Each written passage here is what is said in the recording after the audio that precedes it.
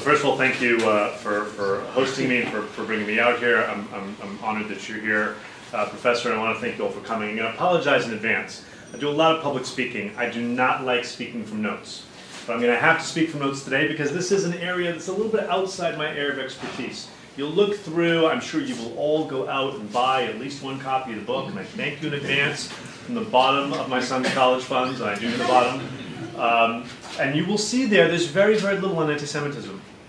I don't think the word anti-Semitism appears. The word Jew or Jewish barely appears. And that, frankly, was on purpose. The purpose of writing this book was there's this huge debate out there, what is Hezbollah? Because Hezbollah is many things. It is a political party in Lebanon. I mean, you like Hezbollah, you don't like Hezbollah, there's no denying it is a political party in Lebanon. It is a social welfare provider in Lebanon. It is a standing militia.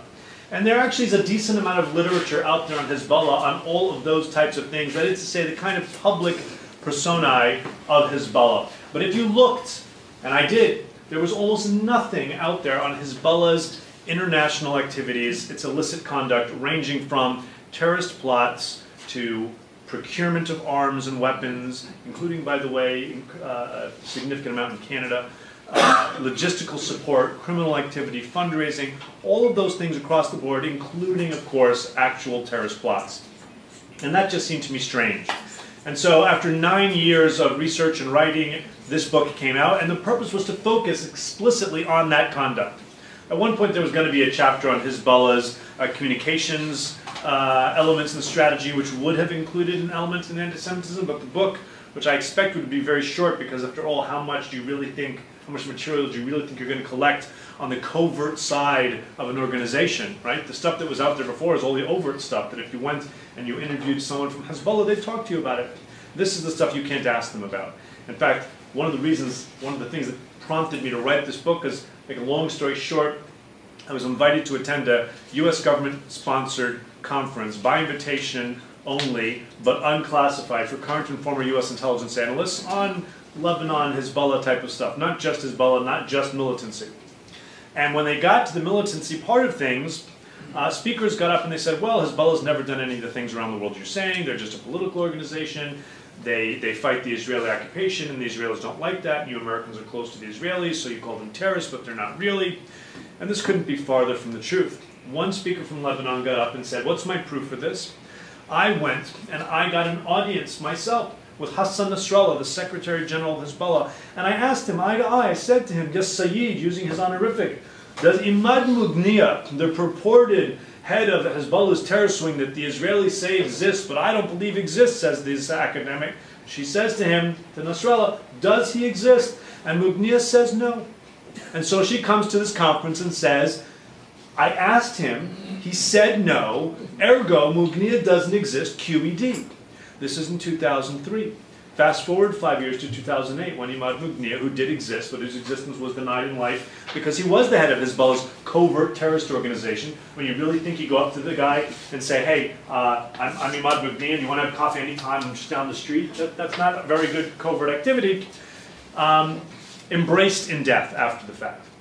So this is what prompted me to write the book, and I thought it'd be a very short book. It ended up being a much longer book. I didn't touch any of this stuff that we're going to talk about today. So when I was asked to do this, I actually had to think a little bit to see, do I have any material here? And I wonder if any of the unique material from the book might have some interesting things to say if I go through it again looking at it for something else. Because among the stuff I was able to collect by traveling the world and asking nicely and asking and pestering, whether it's here in Canada or the United States or Israel or Peru or Brazil or Singapore or the Philippines or Chile or Romania. I mean, around the world, every Western European country was a lot of documentation, including, for some of the older cases, some of them after 9/11 even, unique material including intercepted communications, intercepted letters. We'll get to some of that in a bit. Now, there wasn't as much on the anti-Semitic side in there that I thought I might have, but there was enough when I looked at it to have a conversation, and that's what I wanted to talk to you about, but you'll forgive me for referring closely to the notes. Look, here's the bottom line. After the Israeli invasion of southern Lebanon, which came just shortly after the Iranian Revolution in 1979, you had a confluence of events. I'm not going to go into them all in detail. You'll read the first chapters of the book. You'll know more than you ever wanted to know about the birthing of Hezbollah. At the time, though, what happened was Iran sent about 1,500 Quds Force officers, Pasdaran, into the Bekaa Valley, and they trained up these guys, Shia militants who had been affiliated with a variety, a motley crew of different radical Shia militant groups, and brought them together under this one umbrella. Interestingly, it was originally intended to be just an umbrella, but pretty quickly it became a very formal, structured, organized group as we now know it to be. In fact, it was almost from inception, even though that wasn't originally the intention. And you might think that the main things that the Iranians provided them was training on use this type of a weapon, and here's how you make an IED, and here's how you do this type of a bomb, and there was that too. But that wasn't necessarily the biggest contribution. The biggest contribution was indoctrination. Indoctrination into multiple things. First of all, the new idea within political Shi'ism of waliyat al-faqih, the idea of the rule of the jurisprudent. This was something that the Ayatollah brought with him in the revolution. Until then, Shia Islam in terms of politics was quite quietist. The idea was religious leaders will sit in the holy cities, calm, etc., and we'll leave the politics to the politicians. Comes the Ayatollah and says, no, only the people who are truly inspired by God can be ruling, and there is a waliyat al-faqih, there is rule of the jurisprudent, which means that if you follow this, that the supreme leader, in this case of Iran, is kind of the mouthpiece of Shia belief on earth, and you need to follow this person. Not all Shia subscribe to this, but Hezbollah does. Let's be clear, we can't say that every single foot soldier, every single person who gives $1, there's diffuse affiliation, but certainly at the higher levels of Hezbollah, this is the case. And that brought with them a whole bunch of different things, including some really nasty anti-Semitism. Remember that when the Israelis first came into southern Lebanon, and it didn't appear that they were going to stay very long, and they were kicking out the Palestinians, that the Shia in the south didn't like because the Palestinians were really nasty to them, the Israelis, the Jews, were greeted with rice and candies. That didn't last very long because the Israelis stayed longer than they should have, to be sure. But that kind of inherent anti-Semitism wasn't what we now know it to be. Now, over time, we also see shifts within Hezbollah's anti-Semitism. And we'll talk a little bit about how over time, at certain points, Hezbollah realized that sometimes anti-Semitism is just bad for the brand. Especially as, second trend, the globalization of media pushed the message farther maybe than they wanted it to go. It might have been a really useful message to galvanize and excite people at your grassroots, to give a lecture to a rally, but next thing you know, suddenly media from the Western media is covering your rally in the southern suburbs of Beirut, and you're being lambasted as anti-Semitic and nasty, and maybe that's not what you want. And then as it gets further, not just television, not just Hezbollah's own television, Hezbollah's own radio, but Hezbollah's own satellite television station, Al-Manar, at first proactively broadcasting everywhere the nastiest, sure anti-Israel, sure anti-American, but anti-Semitic. And I'm not going to conflate anti-Israel with anti-Semitic today. There is a whole phenomenon, especially in the West, where increasingly anti-Semitism is portrayed as being just anti-Israel and therefore more okay. That's a different phenomenon. For Hezbollah, we all know that they don't like Israel, right? If they did that and that alone, that might not entirely be anti-Semitic. We'll see how it blurs. But as media became truly global, they also kind of lost control over who gets to propagate what. And so the other distinction I want to make today is we're going to look at things that are kind of Hezbollah incorporated, Hezbollah officials, Hezbollah institutions, that you can actually say this is Hezbollah. And then we're also going to look sometimes at things that are lower down, followers, members, almost certainly not clearing their talking points with Nasrallah or anybody in between, but growing up in this milieu also not being entirely unrelated. And then we're even going to see, and we'll even see a video from here in Montreal, and a little bit in Toronto, I think, of what happens when people who start following the idea of Hezbollah, in whole or in part, and by no means everybody, but some of them, pick up some of this really, really nasty anti-Semitism as well. All right.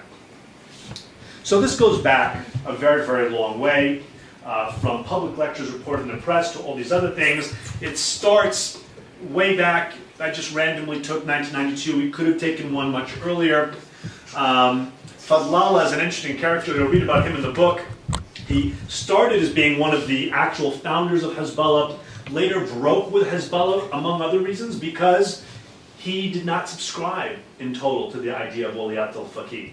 He, Fadlallah, was actually a more significant marja, a grand ayatollah, a truly learned person, much more than any of the supreme leaders, and they've gone down. The first supreme leader was more learned than the current supreme leader. And then Nasrallah, a decade later, in October 1992. By the way, also a caveat that, you know, I put pictures up here because I tend to find that people need pictures to look at. Not every one of these, in fact, a great many of them, you'll see here, I put them so you'll see this is from Fars News, Irani News. These are not necessarily Hezbollah images, okay? I'm not trying to ascribe that to them. But this goes back a very long way and is continuous over time, despite the fact that at certain times they kind of put a hold on things. Now I'll show you a little bit, a couple of clips from this later, but lest you think that this is just something that is far away and is removed and is only long in the past, these are just some stills. We're going to look at some of this where they're showing the Hezbollah flag. They're saying to the pro-Israel protesters, you see this flag, these guys are going to come get you. There's one where they're saying, Jewish child, you're going to die, you're going to effing die. The best one is they make an alliteration in Arabic, which sounds, it rhymes in Arabic, Palestine is ours, the Jews are our dogs. We'll get to that later. But I don't want you to think that this is just something that is far removed from what we're talking about now. We talked about how this was, at a certain point, bad for the brand. Okay. First in the mid-1990s, and I ascribe this to the realization that mass media is really beginning to proliferate, and they wanted to get a little more control over the message. Nasrallah starts making some comments saying, this is not about Jews. This is about Israel. This is about Zionism. We don't accept Israel's right to exist, but this is not about Judaism, Jewish people, the Jewish religion. But I just want to point out that for anybody who tells you that, you know, he first starts talking about this around March 1998. In May 1998, just 2 months later, saying something very, very different when he's noting that regrettably, an important date on the Islamic calendar, the 10th of Muharram this year, coincides, he says, with the 15th anniversary of the historic catastrophe, the Nakba, the tragic event, namely the establishment of the state of the Zionist Jews. It's not the state of Israel, it's not the Zionist entity, it's the Zionist Jews, mind you, descendants of apes and pigs on the land of Palestine, the holiest of our places. If he'd taken out just apes and pigs, maybe he could have said, well, when I said Zionist Jews, I just meant that the Zionists in Israel, they're Jews. When he gets into descendants of apes and pigs, it's quite clearly got some of the nastier anti-Semitic connotations going along with it. Now, this continues over time. He says things like this multiple times. Our war is not against Judaism and the Jews, but against Zionism. And in fact, if you look back, and I did, at Hezbollah's official website, at their posts, almost none of Nasrallah's speeches where he talks about anything anti-Semitic still appear on the website. You've got to look elsewhere. You've got to go look at collections of his speeches that have been printed in books and elsewhere. Again, they kind of have a sense that it's bad for the brand. Now in 2002, the news director for Hezbollah's Al-Manar television station, at first was television, became satellite television station, he told an American journalist that anti-Semitic remarks were banned from Al-Manar's broadcasts. In the very same breath, the director also mentions that he's considering a new program, he's very proud of it, on scholars who dissent on the issue of the Holocaust. So he's presenting this in kind of academic veneer, but he's obviously getting at the point. Hezbollah goes even further in 2005. They invite 4 anti-Zionist rabbis at a pro-Palestinian conference in Beirut, which was also attended by Hamas and others. And a Hezbollah parliamentarian, Abdullah Qusair, says, you see, this shows Hezbollah has never been against religions. Hezbollah supports all religions. It supports interfaith dialogue, has no problem with any religion. Hezbollah considers Zionism to be the enemy, not the Jews as a people or a religion. And then in 2009, Hezbollah issues a new manifesto, which replaces its original manifesto. And in it, the party maintains that it's a national liberation organization, a Lebanese organization protecting the country against the Israeli threat, and de-emphasizes its Islamist goals writ large. So the original manifesto specifically said that it wanted to create a Shia Islamic state in Lebanon. Lebanon was then, and has become more so over time, by the way, much more so over the past few months. We'll get to Syria at the very end of our discussion, where 1 million Sunni Syrians have now, refugees, moved to Lebanon. That is a fifth of the population, completely changing the demographics and putting Hezbollah under some significant threat. But anyway, saying that they are de-emphasizing their Islamist goals, and it makes sense in a country with a large Christian population, Druze, etc., D-R-U-Z-E, Druze, not Jews. There are almost no Jews left in the country, a very, very small number. One synagogue that the Lebanese government did recently reconstruct, but it's kind of sad for the Lebanese Jews who are almost all gone. One of the last Lebanese Jewish families to leave is my neighbor, and just don't feel comfortable going back at all. On opposing Israel, however, that was generally widely accepted in the region, so that stayed in the manifesto completely. And while there's no way for knowing for certain why it is, the fact remains that Nasrallah's speeches, as I mentioned, they're not on the website, muqawama.org, even though he was making all these statements, for example, 1992, and I'm quoting, "You Jews, leave our land. You have no home among us. Go back from where you came, for there will never be peace or reconciliation between us, only war, resistance, and a language of war and bullets." Now, you could argue with me that is not a particularly, you could argue it's not a particularly anti-Semitic statement. That seems to be particularly focused on Israel, and I would accept that. But that's not consistent. So, for example, Hezbollah obviously opposes Israel's existence in word and deed. Not all of its anti-Semitic statements are tied to Israel, however. In 1997, Hezbollah expressed concern about this movie, Independence Day, which I found disturbing because I really liked it at the time, in which a Jewish actor plays a Jewish scientist, along Will Smith, who plays an Air Force pilot, defending the planet against alien invasion. You might ask yourself what problem Hezbollah has with this.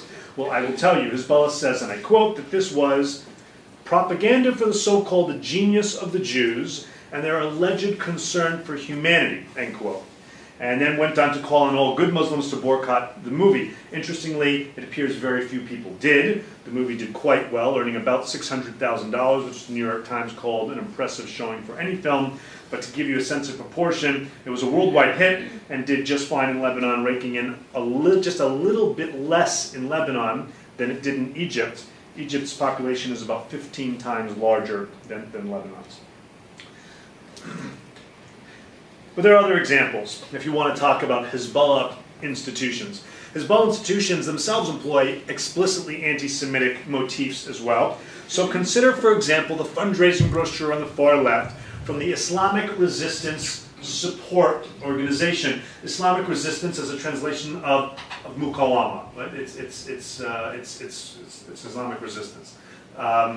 This is what Hezbollah refers to as its militia. So if you were not to translate it not quite literally, you could just as easily translate this as Hezbollah Militia Support Organization. And in fact, the U.S. Treasury Department designated this as a terrorist entity, describing it as a key Hezbollah fundraising organization. And when it did, it declassified and put on its website. You can find it on Treasury's website today. It's hard to see the light. It's not great here. There's a donation form in its original Arabic, and then a translation here. And apparently the IRSO didn't get the memo. This is 2005, 2006 when they were designated, when this was found. Several years after 9/11, when it became quite clear that the U.S. Treasury and many others, Canadian FinTrack and others, were looking very closely at terrorist abuse of charity. And those that were still abusing charity tended to focus more on widows and orphans and try and obfuscate any type of overt militancy. Well, on the donation pledge card, you could check a box to give to orphans. You could still do that. You could check a box to give, a monthly thing, adopt a child in need. You could check a box for bullets. You could check a box to fund a mujahid project. You could check a box to fund a jihadi.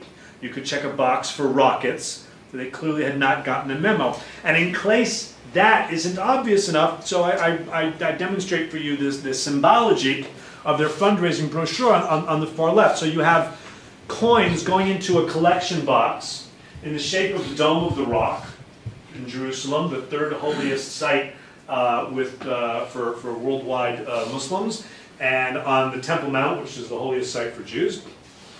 And on the front of it, you may not be able to see so well, but on the front panel of the octagon is Hassan Nasrallah himself in the black turban.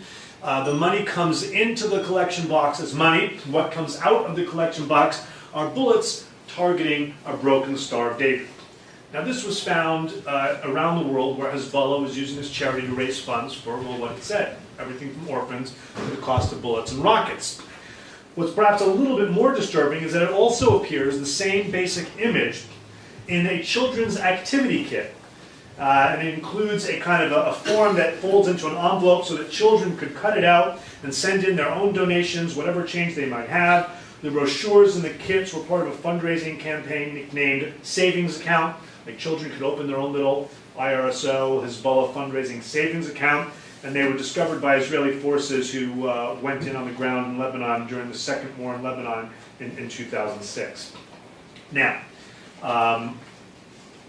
children is an important and disturbing theme. I'm going to give you a few things that are kind of unique visuals. What you have here on the left is a guy named Mohammed Hammoud. Mohammed Hammoud is in jail in the United States, serving a very long sentence for being the main leader, along with his brother and a few cousins and some other buddies from Beirut, in a Hezbollah fundraising cell that was primarily based in Charlotte, North Carolina, in the United States. They're doing a lot of things, but mostly what they were doing is cigarette smuggling. So in the Carolinas, you can buy cigarettes with basically no tax. They were going to RJ Reynolds and other outlets and buying them bulk. And then they'd ship them across state lines, making it a federal offense to places like Michigan, where there's very high tax. Hezbollah has great counterfeit capabilities for documents, for money, for stamps. They counterfeited the stamp that shows that you paid the tax. So they stamped the cartons and then sold them in the black market to mom and pop stores that didn't care. And they made a relatively hefty amount, somewhere in the upper hundreds of thousands, the cartons and then sold them in the black market to mom and pop stores that didn't care, and they made a relatively hefty amount, somewhere in the upper hundreds of thousands, maybe millions, unclear exactly how much. It's unclear how much of it actually went to Hezbollah. Some of it they lived on, some of it they sent to their families, but at least some went to Hezbollah. And the second half of the network, I'll show you some of that later, was here in Canada, where they were procuring dual-use items, laser rangefinders, night vision goggles, things like that for Hezbollah, and there's a whole story about that. The main connection between the two was one individual who was providing fake IDs and credit cards so that they could do credit card bust-out schemes. So, make a long story short, you can either have a counterfeit credit card, or I can go up to you and I can say, hey, you're about to graduate from McGill, congratulations. You're going to go home to some other country, Lebanon, whatever. Doesn't have to be Lebanon, doesn't have to be the Middle East. Tell you what, just give me your stuff, give me your credit cards and your social security, give me your check, and I'll pay it all off for you. And give me 3 months before you go to the U.S. Embassy back home and tell them it got stolen. And then I'll have a perfectly legitimate ID and credit cards, except that they're not mine.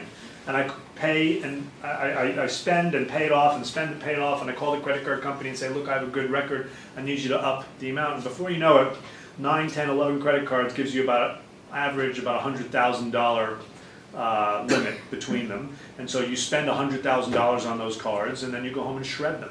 You bust them out. It's very, very hard for law enforcement to track you down, and if they do, the penalties are very, very small.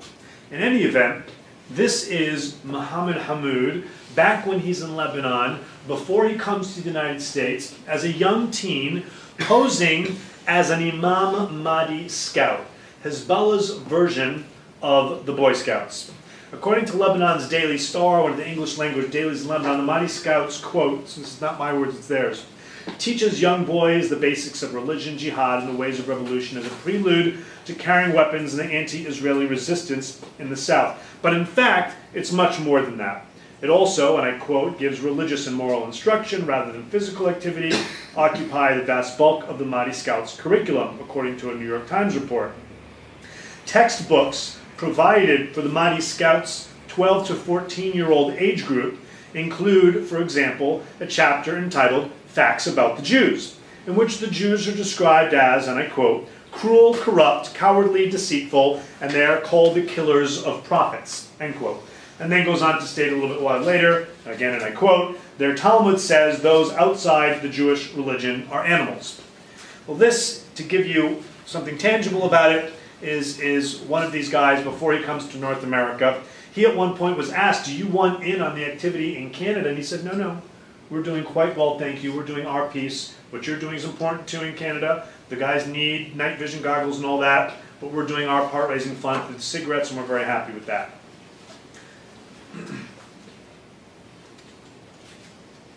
There are other ways in which the anti-Semitic tendencies have practical ramifications beyond raising funds for explicitly militant behavior or recruiting the next generation. For example, a fatwa, or a religious edict, that was issued by Shia clergy. We think it was Iranians for Hezbollah, we're really not sure.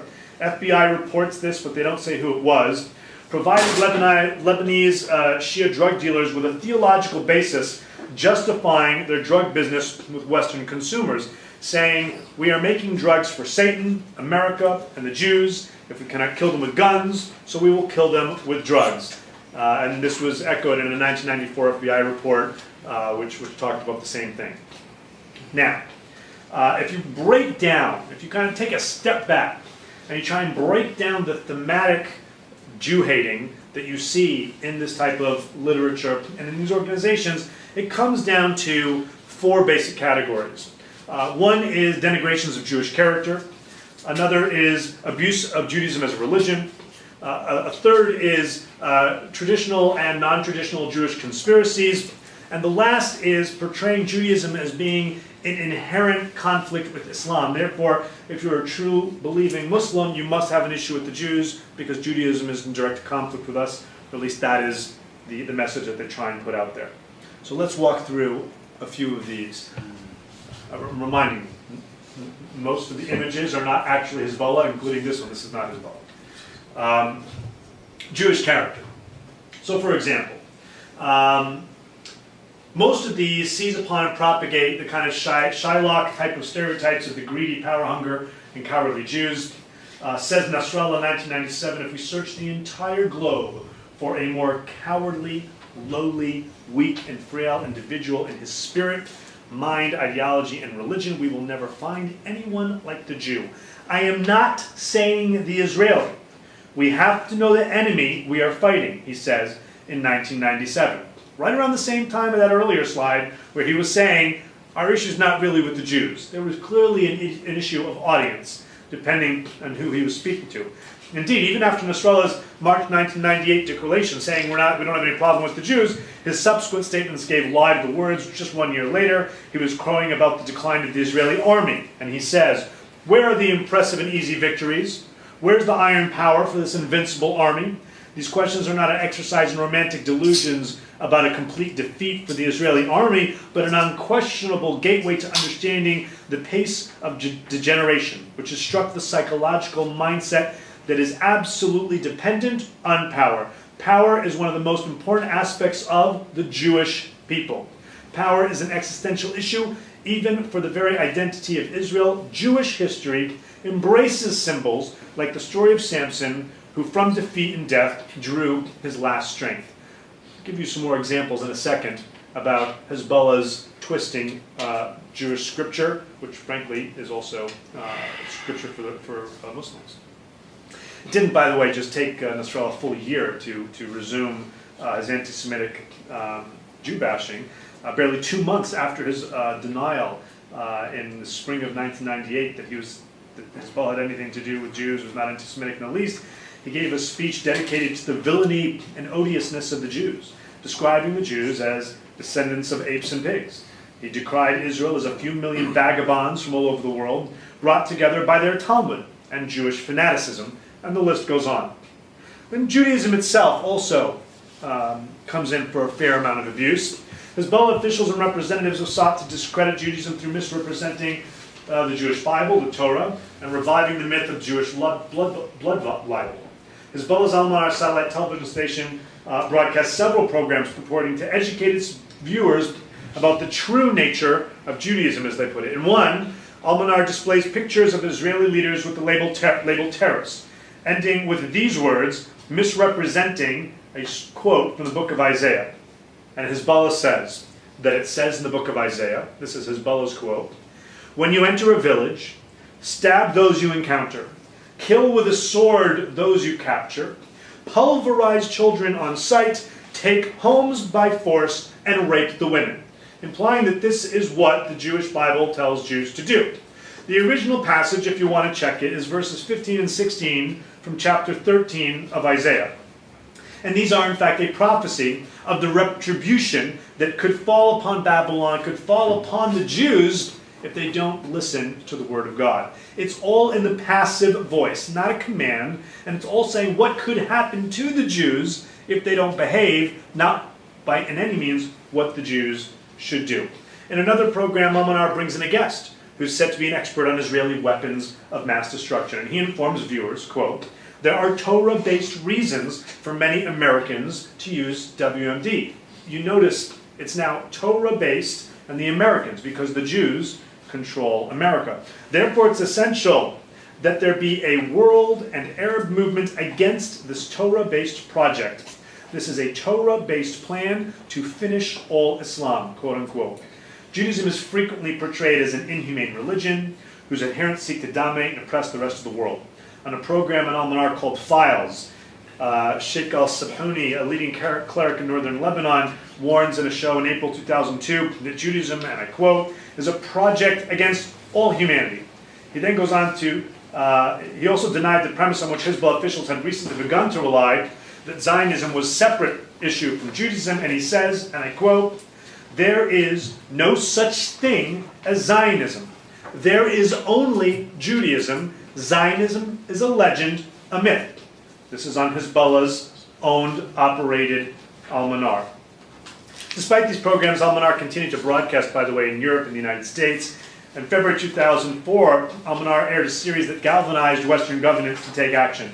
France in 2004, the Netherlands in 2005 took Al-Manar off the air. In 2006, the US government designated it a terrorist entity and also barred it from US Airways. Germany in 2008, and it goes on and on. And the reason, or at least what prompted it, is this. Now, the link is there. You can go watch the video if you want. I originally had the video embedded in the slides. It's just too disgusting. It's just too disgusting.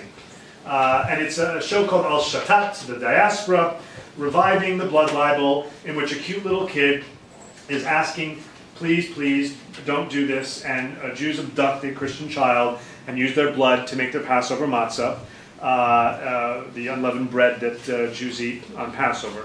And in the relevant scene, a Jewish rabbi plots to find a sacrificial Christian child. The boy begs for mercy, addressing one of the Jews by name, only to have his throat slit and his blood very slowly collected into this plate and down the middle, and it's horrific.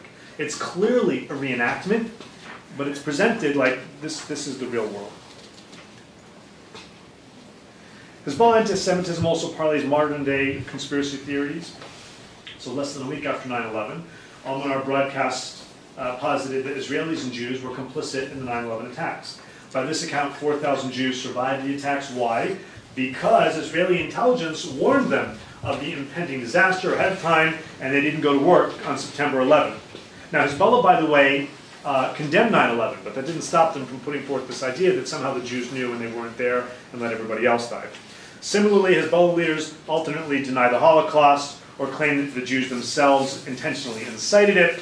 So in 1998, Mohammed Rad, the head of Hezbollah's political council, said, and I quote, "From what we know of the Jews, their tricks and their deceptions, we do not think it unlikely that they partook in planning the Holocaust.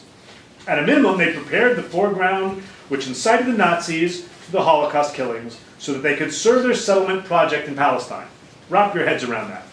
They incited the Holocaust so that they could come and take our land. The Jews are also attempting to Judaize Jerusalem, forcing out Muslims and Christians, destroying the holy places. Jerusalem for the Israelis is a critical issue, Nasrallah says, and their plan for it is to become a Jewish city.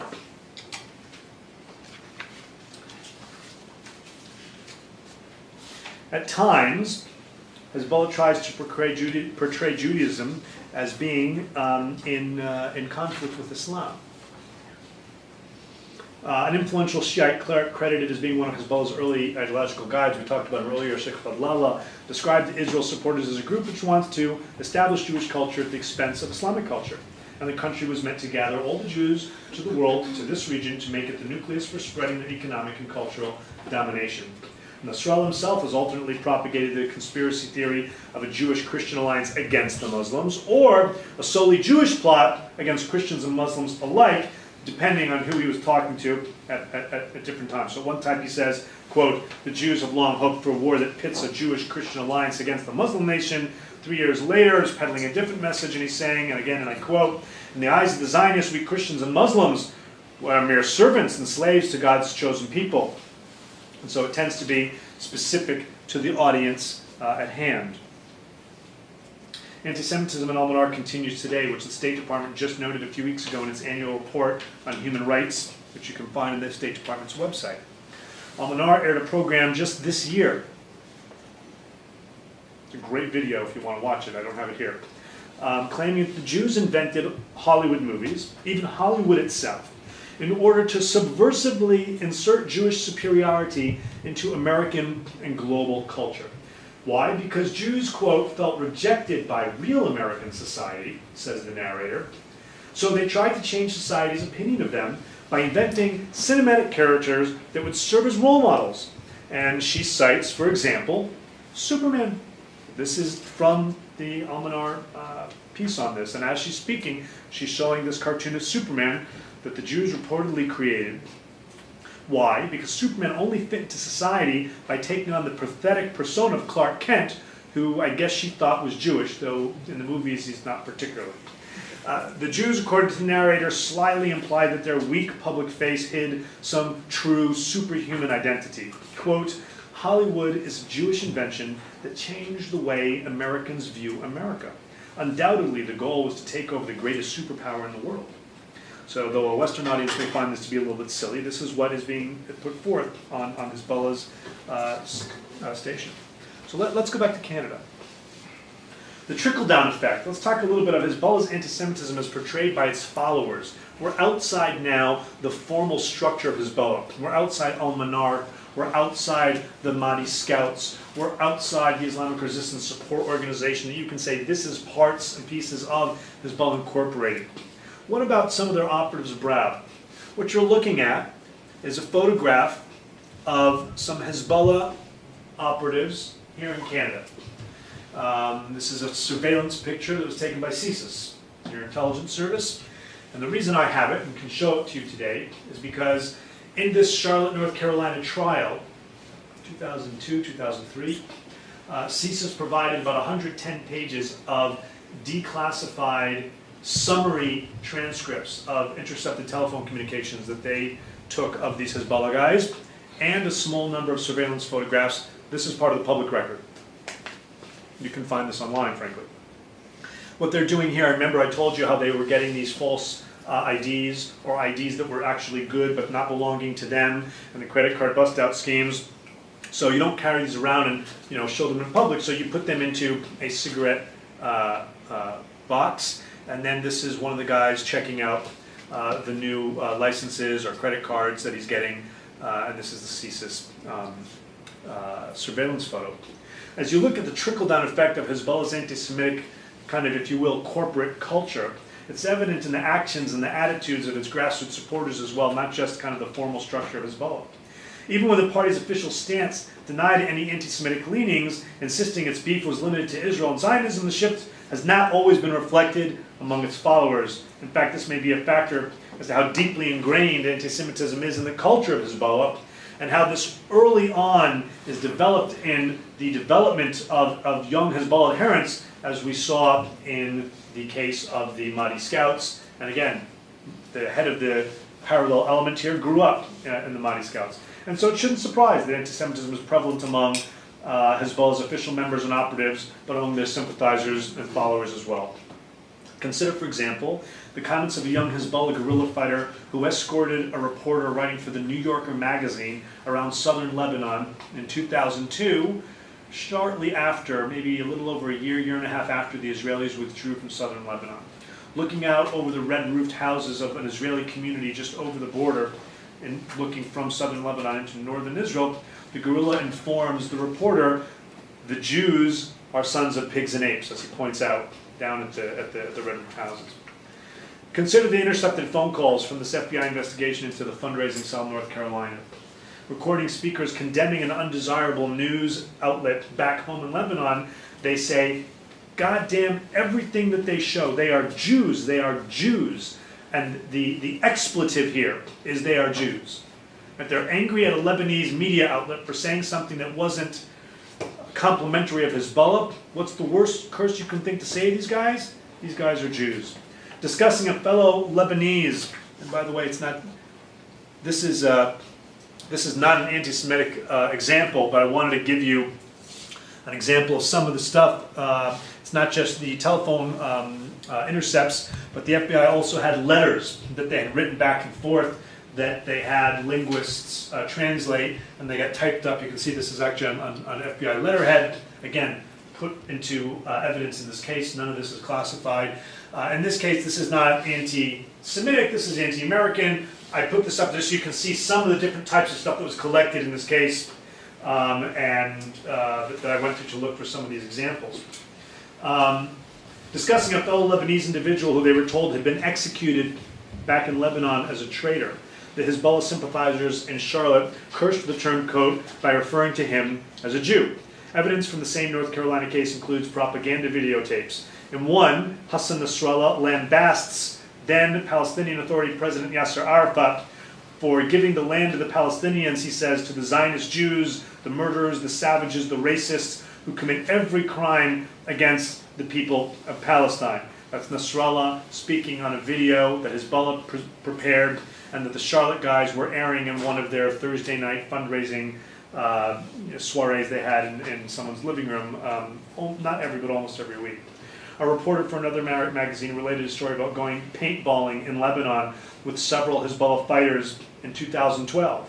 One of them showed off his marksmanship by firing bullets at a rope and saying, with each shot, Yehud, Yehud, with each shot, Jew, Jew. Hezbollah's anti-Semitic rhetoric, however, echoes far beyond the immediate circle of its official militants and operatives, to include like-minded followers and sympathizers as well. So let's look at this, and to answer your question, sir, in the back, it's a 2009 rally in Montreal. And I'm not going to show you everything. We have Montreal and Toronto here at different places. So we're walking around with this Hezbollah flag. And an Israeli flag. I want to show you this part right here, where a teenage boy picks up the catchy Arabic chant, Filastin bil adna wa Yehud kil adna, which in Arabic rhymes, Palestine is ours and the Jews are our dogs. I can't remember if that's here, the next one. This might be more burning. I think it's over here at 212, and I want to have to show you the whole thing.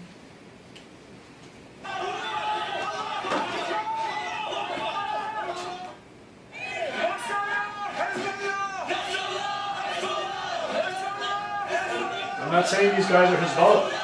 You can't say that. They're clearly sympathizers, like-minded followers. All right.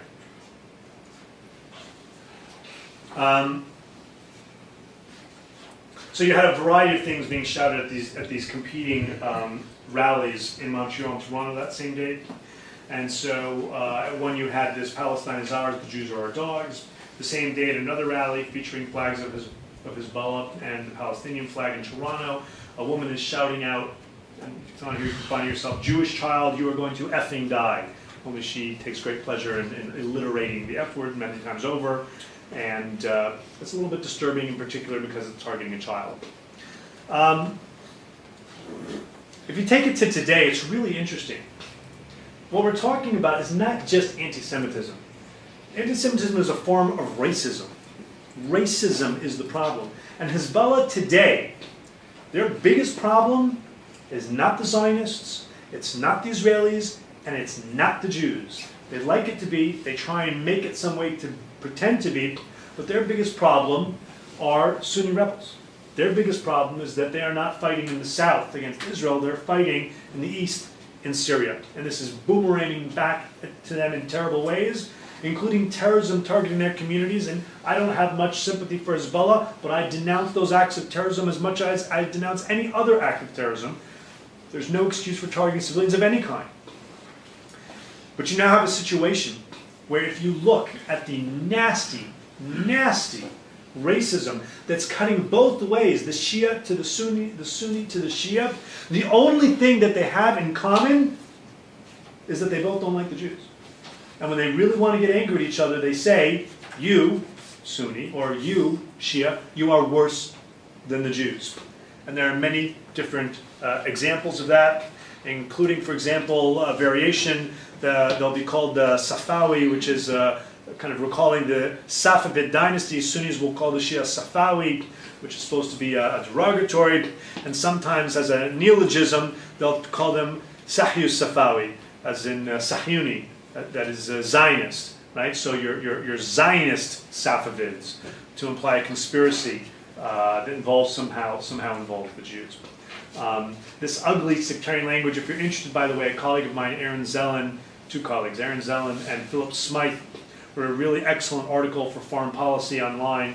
You can go online and find it, walking through the nasty, nasty racist lexicon of what they're calling each other and what these things mean. It actually says a lot.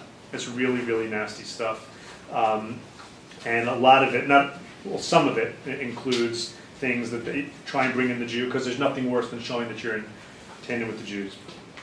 Today, the bottom line is Hezbollah is in a decent amount of trouble. It's in trouble because of its activities in Syria more than anything else. But this is coming on top of other things. So, for example, Hezbollah operatives, 5 Hezbollah operatives, including Mustafa Badruddin, cousin of Imad Mugniya, who succeeded him as the head of Hezbollah's Islamic Jihad organization, their terrorist element, have been indicted by the Special Tribunal for Lebanon, the UN Tribunal in The Hague, for the assassination of Prime Minister Rafik Hariri, the de facto head of the Sunni community in Lebanon. It's increasingly difficult for Hezbollah to get up and say publicly what it's been trying to put forward for several years now, especially since the Israeli withdrawal in 2000. And then again, after Hezbollah dragged Israel and Lebanon both into a war neither country wanted in 2006. And again, after Hezbollah took over downtown Beirut by force of arms in 2008, literally killing fellow Lebanese. The government of New Zealand, when they banned Hezbollah's military and terrorist wings, they specifically noted the takeover of downtown Beirut and killing fellow Lebanese as an act of international terrorism under New Zealand's definition. All of these, increasingly, with each action, 2000, 2006, 2008, Hezbollah had to increasingly try and push the idea that A, they are not terrorists, they are resistance, that this is a noble idea, and that they are protecting Lebanon from the Israeli enemy. Right now, as we speak, the new government in Lebanon is debating, right now, will the policy statement of the new government include this tripartite statement? The people, the army, and the resistance. Will the new government give some type of umbrella to the idea of Hezbollah as the resistance, as if it's doing this for the government, and they're pushing back? They're also having a very hard time saying the other thing that they've been pushing very hard, which is, we do in Hezbollah only what is in the Lebanese interest. We never do things that are only in the interest of the Shia, our core constituent community, or Hezbollah the party, or Iran our primary external benefactors. It may be in those interests too, but we are acting in the Lebanese interest. Nobody can, with a straight face in Hezbollah, saying we are acting in Lebanon and Syria in the Lebanese interest, given the way this is boomeranging back into Lebanon, kidnappings, suicide bombings, rocket attack, nasty, they're trying to say it. No one is buying it. This has led to a designation of Hezbollah's military and terrorist wings by the European Union. It's led to them being banned by the GCC. It's led to being banned by Bahrain, by Egypt.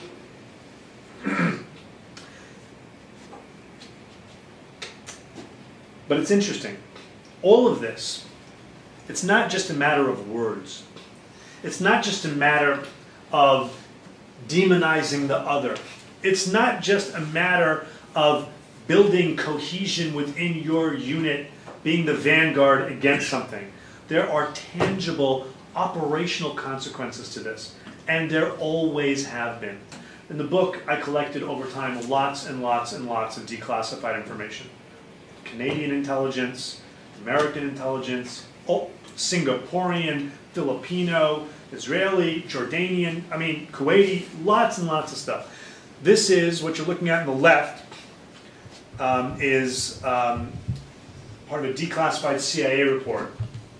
And one of the things, this report doesn't talk about it, but it talks about Beirut at the time being the wild, wild West Beirut, the kidnappings, the hijackings, etc. On the right, of course, you have, we believe that is the first picture that we know of Imad Mubniya with Captain Tistraki from TW-847. And there was a very famous story. In fact, NBC made a made-for-TV movie about Uli Derrickson, the main stewardess, the chief stewardess on the flight, who was very, very brave, definitely saved lives, kept, giving the hijackers a high time when they would beat people. They did beat several Americans. They put a bullet in the head of U.S. Navy diver Bob Stetham, whose family lives about maybe 10 miles from my house. Put a bullet in his head and kicked his carcass out on the tarmac. When the rescuers came that night to find him, they had to go without headlights for fear of being shot at by the guys in the plane, and they almost ran him over. It was horrible. One of the things she did was when they first got on, they said to her, go around and collect passports. We want the American passports, and we want any passport with a Jewish-sounding name. And she refused. She wouldn't do it. She just didn't do it. There's no way not to get Americans, but she wouldn't just go around asking for Jewish names. And so this goes back to the very, very earliest days of Hezbollah, and it continues today. There were a whole bunch of plots in Europe that led the European Union to first debate and ultimately designate the military and terrorist wings of Hezbollah, the most famous of which, and thankfully the only one to succeed, was in Burgas, Bulgaria, where they killed 6 individuals, 5 Israelis, and a Muslim Bulgarian bus driver, who, by the way, almost definitely saved lives at the last minute by moving the bus at the last minute, and injuring several dozen Israeli tourists. But there were other plots, including some of them by European Hezbollah operatives. A week and a half before Bulgaria was Cyprus, where a dual Swedish-Lebanese operative, Hussein Yaqub, on his Swedish passport, had been going back and forth between Lebanon and Cyprus for quite a few years. I think he was recruited in 2007. And at one point, he's asked to do surveillance of all different kinds. Do surveillance of this hotel, he did it. Do surveillance of that hotel, he couldn't because it was under reconstruction. This parking garage, that place. At one place, they asked him to go find places where they serve kosher. He didn't know what that meant. He had to look it up and find out that some Jewish people eat kosher food. Right? So either Hezbollah really just likes kosher cuisine, or they were looking for a place where you might find Jews. And I submit that it's the latter. And this will blow your mind. Because at the end of the day, again, because I'm pestered enough, I was able to get actual transcripts of his interrogation with Cypriot police. Not my English translation from the Greek, but the Greek government's official translator. You're looking at it right here with a pullout in large and one piece highlighted. Over the course of a couple of weeks, he first denies that he's Hezbollah. Then he says, fine, I'm Hezbollah, but Hezbollah is not a banned entity in Lebanon. And at the time, it wasn't in Cyprus either. This obviously is before the EU banned Hezbollah, although this action happened when Cyprus held the rotating presidency of the EU, so go figure. Then he says, okay, I'm Hezbollah, but I was randomly recruited on the street by some guy named Rami at a falafel stand. It was a fluke thing. It didn't mean anything. Later he says, fine, I admit I was targeted, I was recruited, I've been coming here for a long time. It's pretty standard R2I, resistance to interrogation training, where it's not like in the movies. I don't want to ruin a Homeland or whatever other shows you watch, but I started my career in FBI. In the real world, people aren't told never ever speak. What they're told is, don't speak for a couple of days. And then if you have to speak, tell a little bit, but not everything. Spin a little bit of a yarn, buy us a week, buy us 2 weeks, so that if anybody else is there, and you may think nobody else is there, but you don't know, everybody else can get back to safely. There are several cases like this that I talk about in the book. In his last interrogation session with Cypriot police, not in an effort to incriminate himself, in an effort to explain what's the big deal, he says, look, fine, I told you, I'm Hezbollah, okay? But I would never do terrorism. I would never consent, I'm quoting from him now, I would never consent to participate in a terrorist attack. I don't believe that the missions I executed in Cyprus were connected with the preparation of a terrorist attack in Cyprus. Brace yourselves. It was just collecting information about the Jews. This is what my organization is doing everywhere in the world. Not the Israelis, not the Zionists, but the Jews. This is pretty serious stuff. It'd be bad enough if this was just nasty, nasty racism to demonize the other. But it ends up having very, very tangible operational consequences as well. I want to thank you all for coming. I'm happy to take whatever questions you may have. Yes. And thank you. I want to ask a question.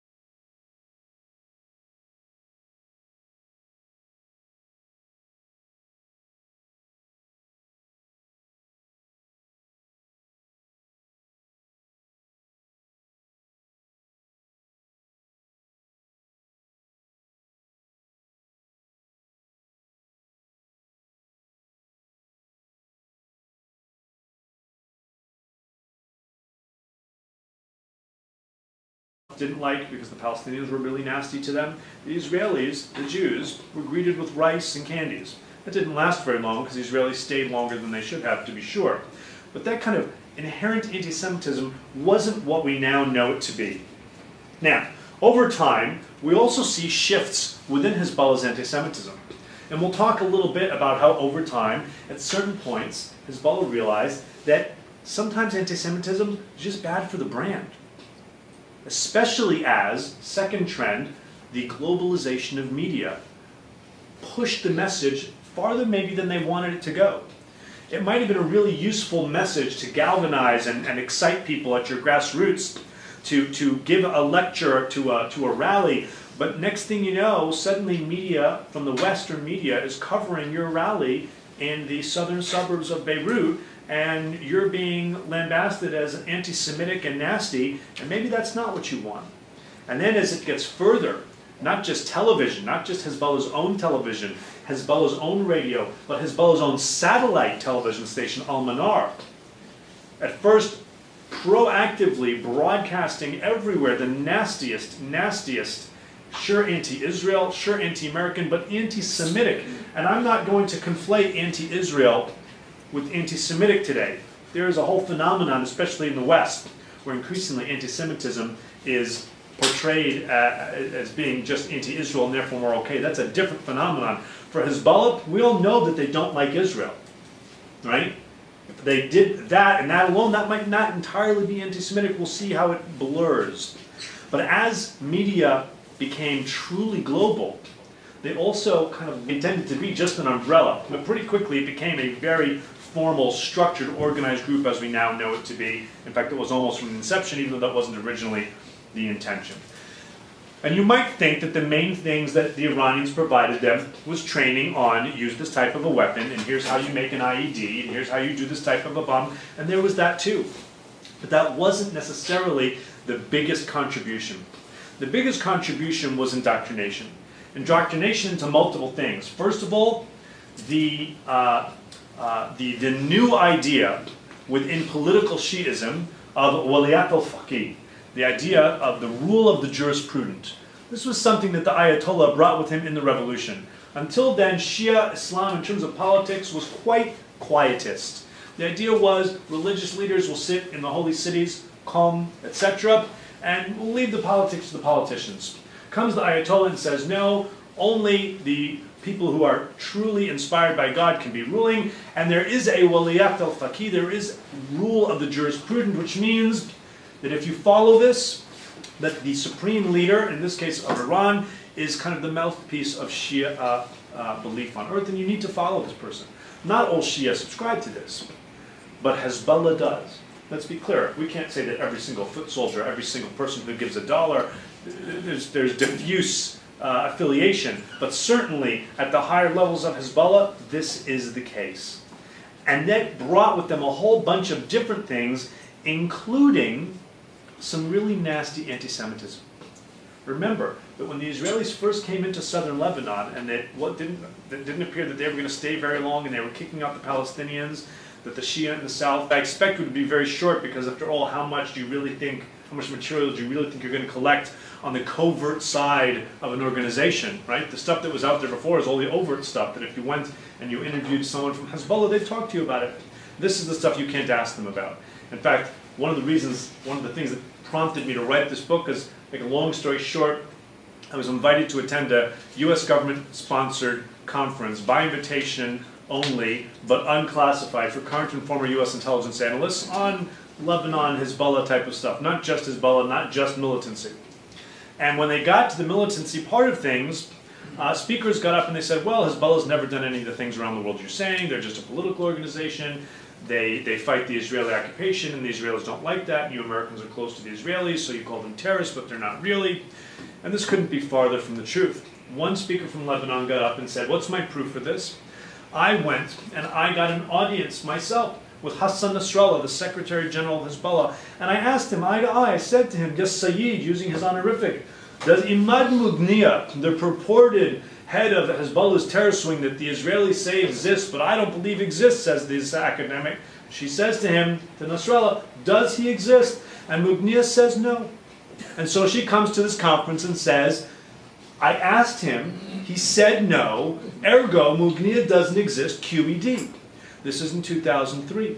Fast forward 5 years to 2008 when Imad Mugniya, who did exist, but whose existence was denied in life because he was the head of Hezbollah's covert terrorist organization. When you really think you go up to the guy and say, hey, I'm Imad Mugniya, you want to have coffee anytime, I'm just down the street, that's not a very good covert activity. Embraced in death after the fact. So this is what prompted me to write the book, and I thought it'd be a very short book. It ended up being a much longer book. I didn't touch any of this stuff that we're going to talk about today. So when I was asked to do this, I actually had to think a little bit to see, do I have any material here? And I wonder if any of the unique material from the book might have some interesting things to say if I go through it again looking at it for something else. Because among the stuff I was able to collect by traveling the world and asking nicely and asking and pestering, whether it's here in Canada or the United States or Israel or Peru or Brazil or Singapore or the Philippines or Chile or Romania. I mean, around the world, every Western European country was a lot of documentation, including, for some of the older cases, some of them after 9/11 even, unique material including intercepted communications, intercepted letters. We'll get to some of that in a bit. Now there wasn't as much on the anti-Semitic side in there that I thought I might have, but there was enough when I looked at it to have a conversation, and that's what I wanted to talk to you about, but you'll forgive me for referring closely to the notes. Look, here's the bottom line. After the Israeli invasion of southern Lebanon, which came just shortly after the Iranian Revolution in 1979, you had a confluence of events. I'm not going to go into them all in detail. You'll read the first chapters of the book. You'll know more than you ever wanted to know about the birthing of Hezbollah. At the time, though, what happened was Iran sent about 1,500 Quds Force officers, Pasdaran, into the Bekaa Valley, and they trained up these guys, Shia militants who had been affiliated with a variety, a motley crew of different radical Shia militant groups, and brought them together under this one umbrella. Interestingly, it was originally... So first of all, thank you for hosting me and for bringing me out here. I'm honored that you're here, Professor, and I want to thank you all for coming. I apologize in advance. I do a lot of public speaking. I do not like speaking from notes. But I'm going to have to speak from notes today because this is an area that's a little bit outside my area of expertise. You'll look through, I'm sure you will all go out and buy at least one copy of the book, and I thank you in advance from the bottom of my son's college funds, and I do to the bottom. And you will see there's very, very little on anti-Semitism. I don't think the word anti-Semitism appears. The word Jew or Jewish barely appears, and that frankly was on purpose. The purpose of writing this book was there's this huge debate out there, what is Hezbollah? Because Hezbollah is many things.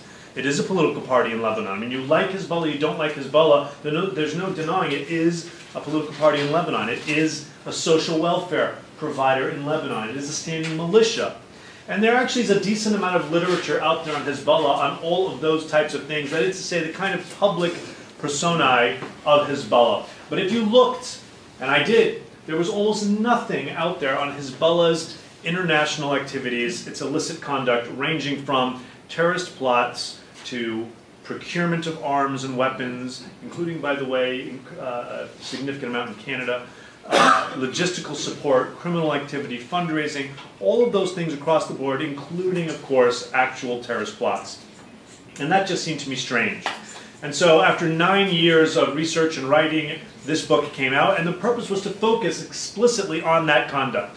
At one point there was going to be a chapter on Hezbollah's communications elements in the strategy, which would have included an element in anti-Semitism, but the book